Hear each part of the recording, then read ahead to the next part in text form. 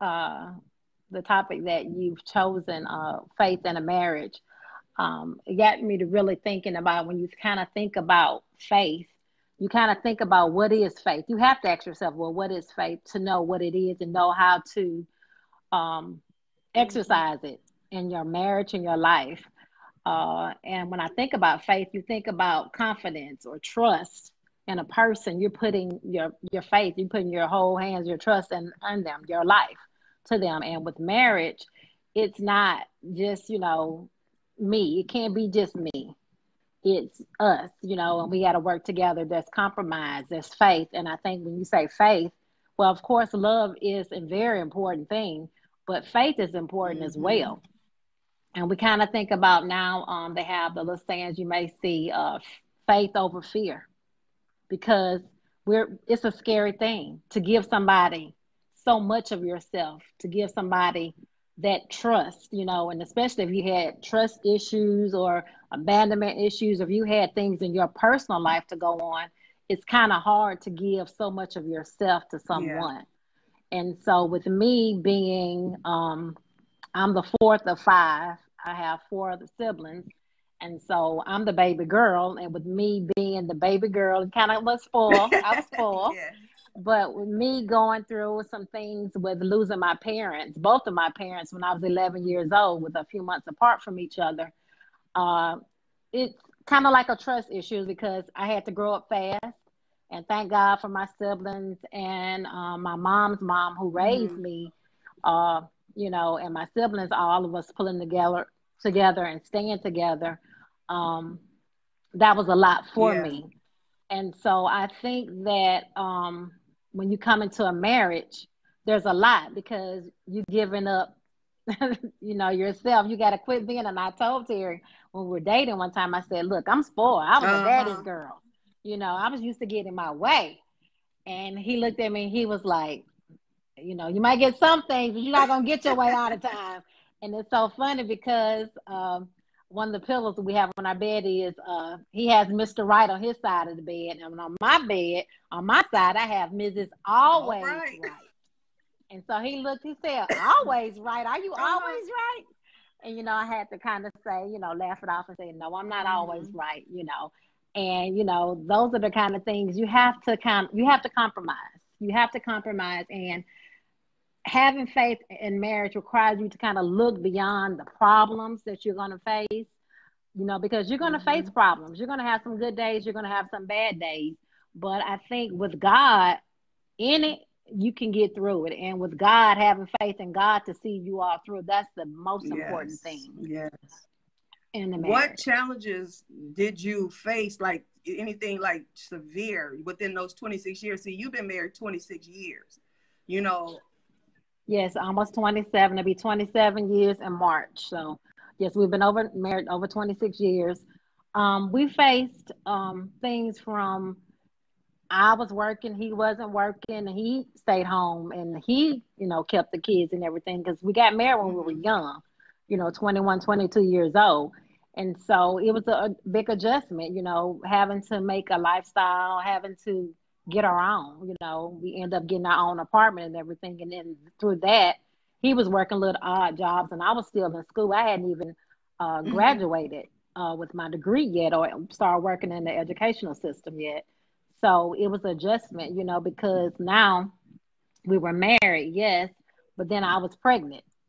I was 6 months pregnant Mm-hmm. when we got married. And so then now we're finna be parents, we parents, you know, husband and wife. It's a lot of new things, Right. that we had to kind of adjust to. And so anybody stepping into those new roles, new jobs, it's a lot. And you have to kind of go through it together and you have to be willing to sacrifice some things and go through some things. And you're going to have those days where money may be low or different things like that. And, when we first started out, it was hard because we had Mm-hmm. nothing, but we started out together and we knew that and we felt that we were going to build and we were going to build together. So you guys kind of And grew so up that's what together. helped us. Yes, we did. And that's one thing we had our kids. Our kids are kind of close in age because we wanted to grow up with them too as well. And, to be there with them through their teenage years, and we did grow up together. I mean, 21 Yeah. and 22 years old, that's a lot. Yes. Yes, it's definitely a lot. But with strong support, people, the prayers and the encouragement. But one thing about it, everybody wasn't happy. Everybody's not going to be happy with that. So that's why you have to kind of basically, you hear some things, listen to some things, but you got to keep people out of the Come on. marriage. Only person you need in your marriage is you, your husband, and God. Because when you bring a lot of other people in, then that's when the problems come, because you're listening to them. You're not listening to your mate. He's not listening to you. She's not listening to you. And then you all are not even listening to God. You are not even following the plan that God has for marriage and what he speaks of marriage. And so that's when a lot of the problems occur. So when did you learn that? And so when did you learn that, to put God in your marriage? I kind of knew it all along, because I saw the marriage that my mom and dad had, with each other and everything, and what they went through, and they were strong. That's all I ever saw was marriage. And I said, well, look, mom and dad, they together all these years. I'm going to be like that. That's what I want. I want the dad in the house. I wanted that, and that's what I said. I said, if I got to do it, this is what I want it to look like. And, that's what kind of encouraged me, and different things like that. And so just people talking to me, mentoring me, and, some of the pastors I've had and spoken into my life about marriage, and, just some people that encouraged me. You had some people that encouraged. Of course, you had them on the sidelines saying, oh, they going to break up, or they got married too young. Some people get married young and don't make it, and have not made it as far as we have. But I just thank God, and I know it's God, because when we first started dating, I looked at, I saw Terry, and I was like, that's going to be my husband right there. I spoke that. I said it. And I spoke to God, and I told him, I said, you're going to see him. And I said, tell me some signs if this is the one. And to me, I heard from him, and he was showing all the signs. And at first it was, it was kind of different. I said, God, I believe in speaking those things as though they are. So if he's not what or how you need him to be, clean him up, speak to him, and help him be the father, the husband that you called him to be. And that's my prayer. I pray for my husband. I pray for him each and every day. And I've always done that. And so I think that's one of the great things that helps us, because we pray with each other, and I pray for him. He prays for me. So I think that's one of the great things that helps us. Through friends, right? Meet your friends. That's right. My friend was dating her friend, and they introduced us together in 1991, I think, something like that. Yeah, that's how we met. Through mutual friends, and here we are now. Right. Since so 91. Just talking on the phone. She knew that you were her husband. Did you know that she was your wife when you saw her, when you met her? When we first met, and my wife, and I tell you now, I guess I wasn't mature at the time. Not knowing what I wanted. My wife always was the visionary, know what she wanted in life. She wanted to have the family. She wanted to have the kids. She wanted the house and the picket fence. And she'll take what I said. What you say? I'm all right with my mama. I'm still here. I'm like, and we joke about that now. Because, seriously, and I told him, I'm like, man, what I said, I'm here with my mama. Yeah, you're going to stay with your mama. I'm chilling. I'm all right. You was straight up. Yeah. But at the same time, it made me realize what I had. I had a beautiful woman to be a wife. And she was a missing piece of the puzzle. So with that being said, I meant what I said by being my wife, being my mom, but it took God to send me her to make the piece of the puzzle, to make it complete. So I grew up knowing, this is what it meant, God, to send my wife. This is her. I had to grow up, because I admit it. We guys sometimes we're a little slow. We don't know what we want. But you were young too. We don't know what we want until Yes, until it's gone. Yeah, Correct. you were young too at the time, to take that big step, you just started to call yourself probably getting out trying to play a little bit. Yeah, I mean, 21. Right. I promise you. My wife just come to my mama's house. We outside. She like, what going on over here? Yeah, but she knew what she wanted, and that's what she said she prayed for, and it's still going 26 years strong, and that is awesome, by faith. We always, majority of the time, we magnify divorces.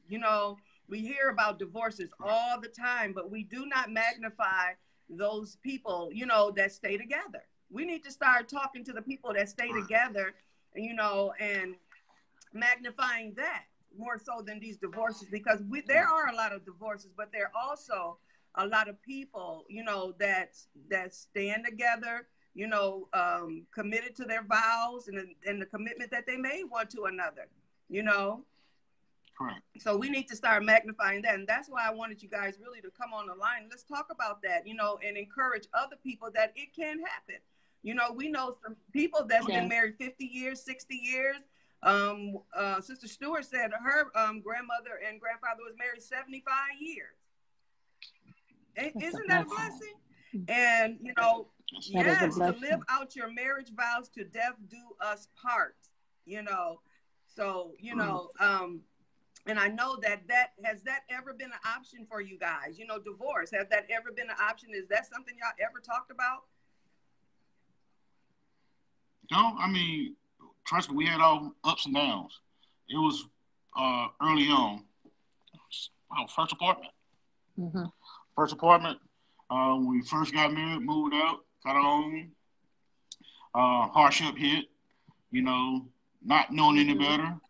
And, and I'm like, you know what? I don't think this is going to work out. You know what I'm saying? I think you probably need to take the son and, go to your grandmother's house, and I'm going to go home until we figure this thing out. And my wife, being the praying woman she is, we got together and prayed. She said, that ain't the option. Come on. We are a team. We are one. So it ain't no division in this family. And from that day forward, I always realized no matter what obstacles that come our way, we're going to face them together. Yeah. Ain't no, hey, you go here, you do this and do this. No, we're going to stand firm. We're going to stand in God's will and face the time and go through whatever's we're going through to make it right. And we did, so, and each and every time that we went through something, we did it together. Yes, it's going to be some ups and downs. Because the majority of relationship breakup costs of financial. Yes. Yes. Hey, but we ain't been through it all, good, bad.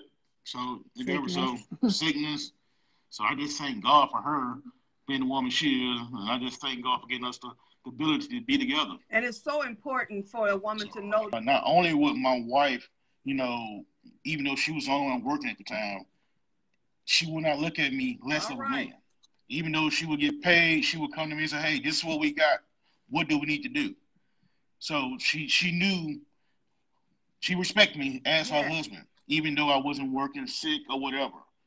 So, like I said, she always been there for me. So, and vice versa. So we're a team. And she didn't use that against you like some people do. Take that authority. No, I've seen it happen. Right. Correct. No, she never. I mean, she'll come to me and say, "Hey, this is what I got here. What we need to do here." Awesome. Awesome. And let's do this and let's make this happen. So, and that was early on, and I thank God, because if not, we won't be where we're at now. So I thank God this woman here was a praying woman, and was brought up right. So I just thank God. Yes. That is awesome. That is awesome. Some people say, they put God as the center of their marriage, but God's place is really in the head of the marriage. We hear a lot of people say, well, he was the center of this, he's the center of my heart, he's the center of the relationship. No, he's supposed to be the head, and so even in your conversation, I see that you had God as the head of the household. You was led by the Spirit of God. God was first and foremost. And then, like I said, you all learned that at an early age. You know, that's surprising. That is surprising. You know, I can't relate to that because that was not my testimony. Where, you know, I knew that, you know, and I believe that if a lot of us knew that, you know, that would have prevented a lot of divorces. You know, people going through these divorces when they understand that God is the head of your life, the head of your relationship. He's the head of everything, you know, putting him in that divine order.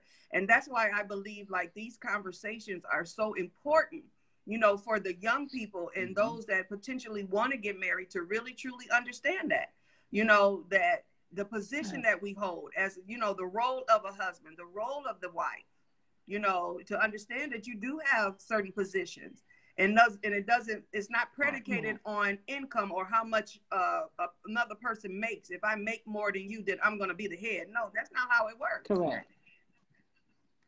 Right. You all, it doesn't matter about that income. And that's what people usually govern their relationships around is those finances, like you said, Brother Terry.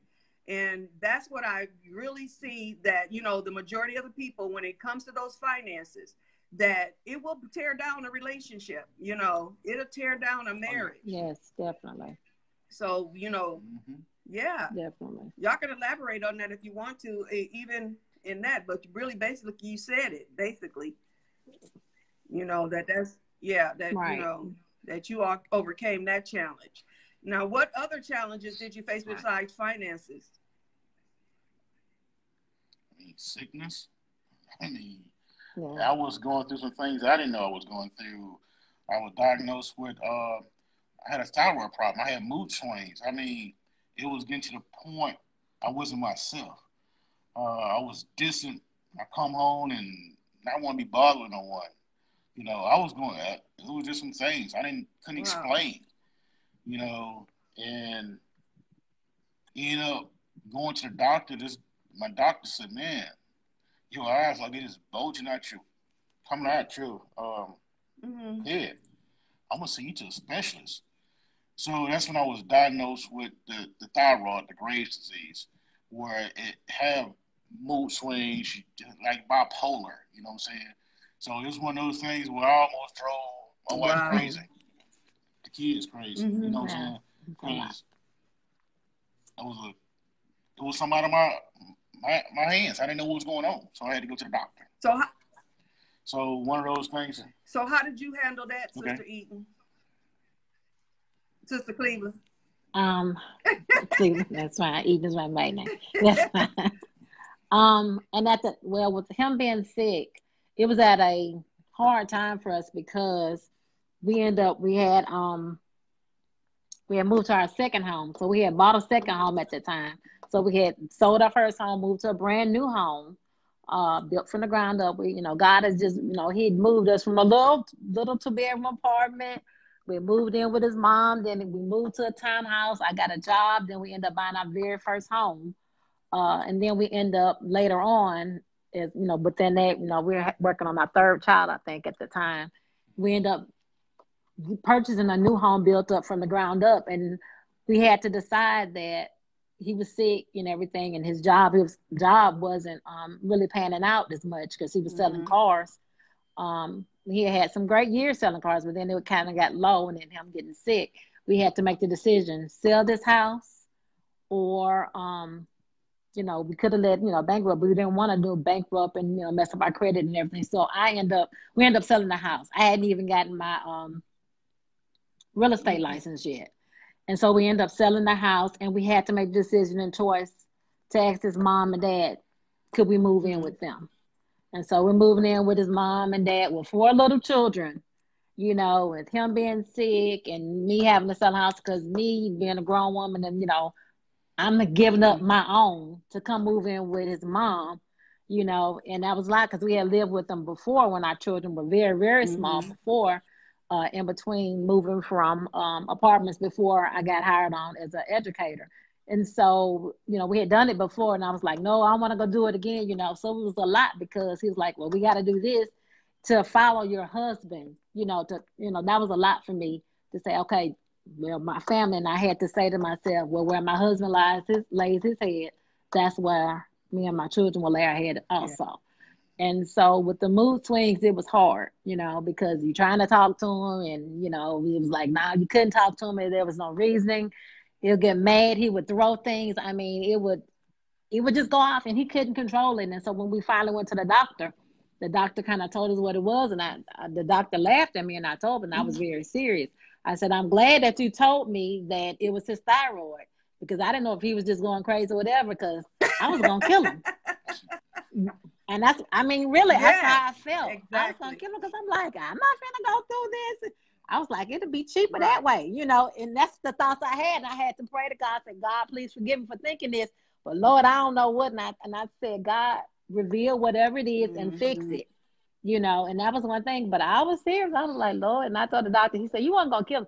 I said, oh, yes, I was. I said, how could you, live with somebody like this, and you trying to be nice to this person, and they're doing this to you? And then he'd even got, the kids were like, what's wrong with daddy? Or they say, oh, Lord, he's crazy. They'll do things, and them like, Lord, don't call your daddy that. And we're like, yeah, he is, So it was a lot going through it, as a wife, as a mother, because he wasn't there doing the daddy duties, because I was like, I didn't want him to discipline or do anything to him, because I was like, I don't know what's going on in his head. I don't want him to hurt him or whatever at that time. So there was more put on my shoulder. Now I got to do what mom and daddy, and be their wife, even though he's, got these mood swings. I don't really want to be bothered with him. He don't want to be bothered with me. So why should I be bothered with him? So, that's going through a lot. And so then, I felt that as a woman, of course, you got to be the mom. You have your mom time, your husband and wife time. But then I knew I had to find the me time for me, whether it's hanging out with my friends or just me spending time with God, or me trying to, so I got into a lot of book reading, different books. I picked up different books that I would read, just dealing with marriage, or just dealing with women, praying wife, different books like that. A praying woman, a praying mother. I picked on that, and that's what helped me and got me from day to day. Those prayers, those different readings, and those different books. Or even I went to different conferences and different things like that, women conferences and stuff like that.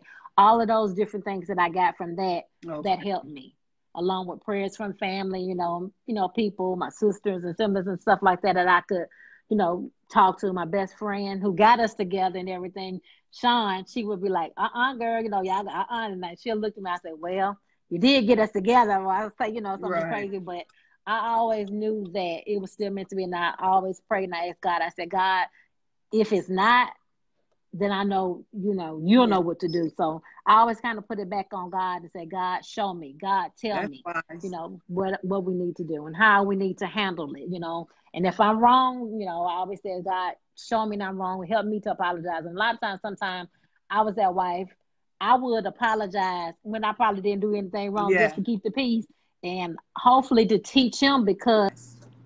Okay, no, that's this line. And so that's what this line does, because that's okay. Knock you off. And so for us, it was just kind of hard, and I had to say, okay, I need some me time, or just it was just hard. But together, we got to it, and I had to kind of teach him and show him, okay, this is how it should be, how to handle this and different things like that. And it was good for him as a man to listen and to want to say, okay, I listen, I hear, and that's why I think with us, this helped us as well, because we learned how to communicate. Awesome.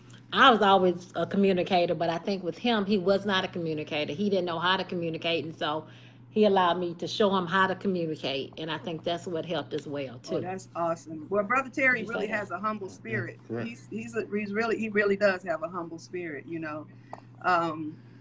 Well, that is awesome, and also he has a great mother, Yes. Sister Mother Bernie. And I look at that. I said the way he loves his mom, he's gotta love his wife, exactly. And that's one thing about him. He loves his mother. He loves his mother, and he has sisters and everything too. He loves them too as well.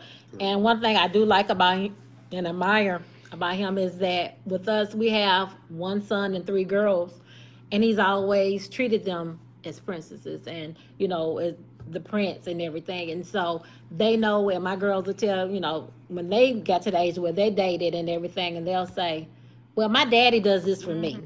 So I don't need a man to do this for me, or I can do this for myself, and so they learn all of that, from us.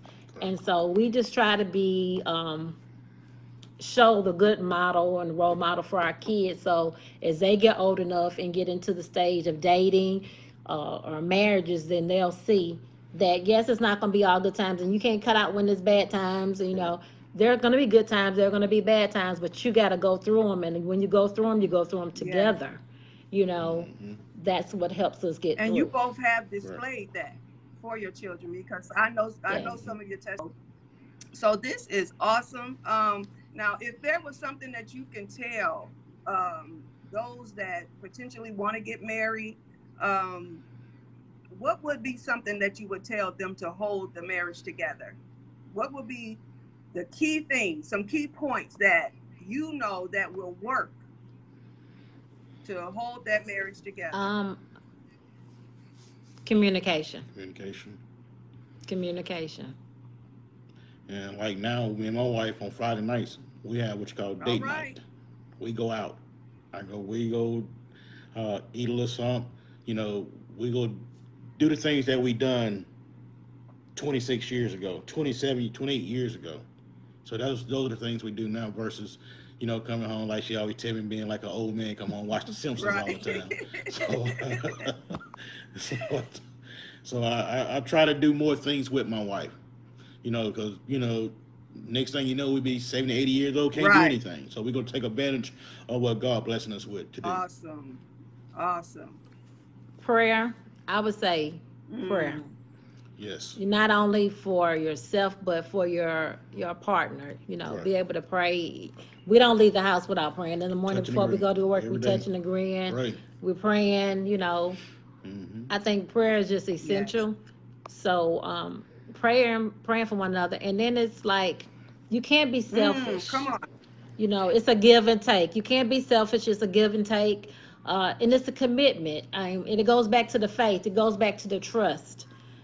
Putting your faith to somebody. I'm putting my hands and saying, okay, I trust you with my life. And I expect when he said, just like when you say those vows and everything, don't just say I do and don't mean it. We can't, sometimes we get all infatuated with the beautiful wedding, the dress, the whole thing. Well, we got married at the courthouse, and we had our reception in his mom's backyard. Okay. So for us, it wasn't the big lavish wedding gown and all of that or anything like that, but we got married at the courthouse. And 26 years later, here we are again too. Because for us, it was like you have to live afterwards. Right. You have to live after. For us, we always talk about having that big wedding one day. You still may have it, and maybe we will. We still may have it one day. Like I said, we're gonna be 27 years, into this, so we may have it later on. Just like, but it'll be more of a celebration. Right. And with us, it's our family, our friends, our loved ones, and basically, that's what it'd be, more of a big old celebration party, for us. That's what it'd definitely be. But my thing is the love. Why, remembering the love of when you're getting ready to be married, and remembering and thinking about, I got to spend, the rest of my life with this person, right. And they always say, never say I do if you don't mean it, So when you say it, mean it, and know what comes with it. It's going to come some ups and downs. There's not going to be always good days. There's not going to be always bad days, And one thing that we have, a saying we say is, always kiss me goodnight. And our thing was always, we're not going to go to bed angry. We're not those types of couples that, okay, you go sleep downstairs or you go sleep on the couch. Our bedroom is our bedroom. You might get mad, but we might not stay mad. We might be mad a day or two, but something that comes around, or we'll get to praying or get to talking, and you're going to do this, or God, or for me, I speak and I ask God, God, speak to him, speak through him, whatever it takes, for him to see that he was wrong. Because, or if it was me, God, show me if I was wrong, and you have to kind of be able to own up to your stuff. When you do wrong, own up to it. Don't start pointing the finger at somebody else without looking at yourself. because ultimately you could be the problem as well. It could be a problem with the two of you. And you have to be able to sit down and communicate and say, hey, this is the problem we're having. How can we correct it? You Awesome. know, and it's not an eye for eye or revenge, you know, because sometimes that's how people get, you know, well, he did this to me or she did this to me, and you know, it goes back and forth, and nothing's going to get solved that way. Yes. You're really just defeating the purpose, you know, and then we're not living out the design that God has for marriage. You know, if we would start looking at the design that God has for marriage, the design He has for us just as Christians, as people, then that would help in the Right. marriage. If we work on ourselves, then we could be better and we'll know how to love because Jesus is love. So if we know how to love and we know how to be loved, then I mean, can't go Right, wrong. right. That foundation, Can't go right. Just wrong. having that Right. foundation of love, and that scripture always come to mind to me is, above all, have that deep love that covers a multitude Right. of sin. You know, that Exactly. deep love that Exactly. forgives, you know, that forgives just like You Jesus have to did. forgive. You know, like Jesus forgived us. Yes. You know, we have a lot of couples that actually have separated and broken up, you know, just because of a little bitty misunderstanding, and because they didn't communicate, it just blew up into something, you know, that Correct. caused a separation or caused a divorce, you know. So I agree, Yeah, communication and is getting the key. and they was Communication. and they was Right. probably Definitely. getting bad advice for somebody who's not married. Exactly. You know, Exactly. versus you Seeking listen, God, going to seeking God, God. and Or it could even be like, you know, you can go to your pastors, you know, or even getting, I would say, even to do, we didn't, you know, do it because we were young and married or whatever, but Counseling. going to counseling, how that, you know, the pastors, they have the counselors before Yes. correct, marriage. I think that would be an awesome thing for someone to do that's getting ready to be married or wanting to be correct. married. You know, go find out as much as you can about that person. You know, don't just jump and say, "Oh, we get married," because you know sometimes I look at these shows and some of these shows, people they hadn't met, and then all of a sudden, married at first Oh sight. yeah. I mean, That you don't know anything about them. You don't exactly. know anything about them. You know, what are you getting married because the way they look? Well, those looks could fade away, Exactly. you know. And we listen to a little funny songs and stuff. And then one of the songs is like, "Will you love me when my hair is gray?" Uh-huh. You know, "Will you love me when I gain put on some more weight?" You know, all Exactly. those different things. You gotta, you know that your partner is gonna love you regardless. You know, Correct. because you're gonna, you know, not only is your marriage gonna go through things, but you're gonna go through physical things like your sickness Yes. or the pounds or whatever that you may go through. But if you go through it together, and if you go through it definitely with God in it, Yes. that's going to be the key.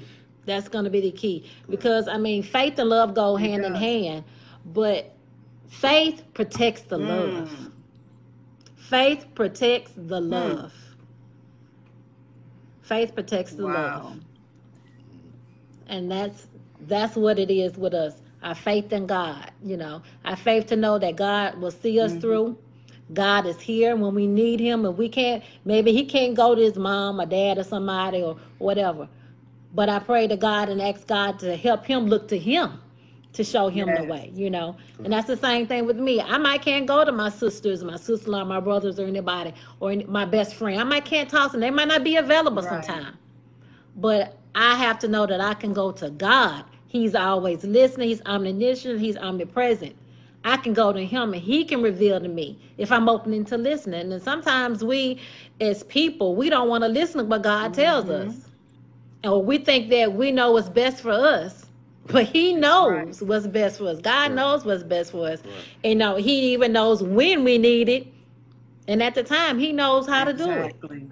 And so, if not, we'll mess some things up. We'll mess a Correct. lot of things up. Hmm. And so, we have faith in God, then that will help us to know that faith in God, that God will see us through. Faith in God, that God is going to deliver. Faith in God, God is going to, at the time that He wants you. And God may not be telling you to get married. God might be telling you, be alone for a Hmm. minute, work on you for a Hmm. minute, you know, those types of Yes. things. So, or even in a marriage, God might be saying, hey, stay. And you might be saying, no, I'm going to leave. God might say, just stay a little longer. I'm going to show you some things. But are we open to it? Or God might be telling you to get out. It just depends on your Right. situation. But if we work on ourselves and have a relationship with God, I think that that will help us with a relationship with others, our family, our friends, that partner, our boyfriend, who a potential husband, whatever, fiance, whatever the situation is. He'll help us deal with people. Period. Yeah. He will help Period. us. That's it. And I think that's so It important. is. It is. Like we said, don't put him in the center. Put him in the head where he belongs. Right at the head of the Right. relationship, the head of, us as individuals. We have to put God first. And that's what this order in relationship is really all about. Is putting everything back in divine order and really understanding that when we line up and align ourselves with God, God will see us through everything. He'll give us the resilience Yes. that we need to go through whatever it is that we need that we're that we're supposed to go through, because like you said, the marriage is going to have challenges. That marriage is going to be tried. But when God put something together, Yes. remember the title we was gonna what God put together, let no man put asunder. And that means you too. Yes. You know what I'm saying? That means not only the Yes, outside definitely. people, but those us, the ones that's in the relationship, Right. So you got to make sure Right. that you do everything that you need to do, to make sure that that marriage it works, and stays together. So Right. this is awesome, awesome, very much so needed. And I'm Yes. praying that you guys live out your commitment. You done came this far, 26 years, and you still together. Yes. And I'm talking about, He's I'm praying. he's not going Right. anywhere. I'm praying for the lifetime, because a lot of people say, well, I Yes, pray for definitely. 26 more years. No, we pray for the fulfillment of that commitment. Lifetime, definitely. To God calls us Yes, home. That's till why we say God until God calls calls us. you home, whoever, Yes. that is a beautiful thing, and marriage is Yes. honorable, and it is a beautiful, Yes. beautiful union, you know, and when God created it, if we can go back to the, because it was positive, it wasn't nothing negative that God created, Yes.